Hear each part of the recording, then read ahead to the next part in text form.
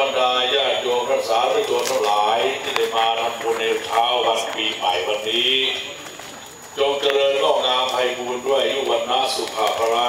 แต่ขออาราธนาคุณพระศรีรัตนตรัยอันมีคุณแห่งพระพุทธพระธรรมพระสงฆ์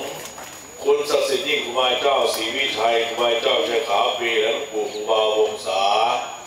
ตลอดถึงมหิทานุภาพเตชานุภาพพระรานุภาพแห่งองค์พระแม่เจ้าจามเทวีและองค์พระแม่เจ้าจามรี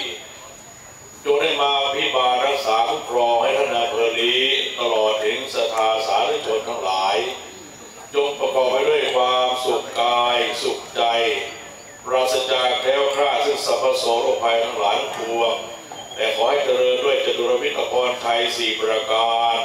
คืออายุวันนะสุขภละเป็นที่รักของปิยชนทั้งหลาย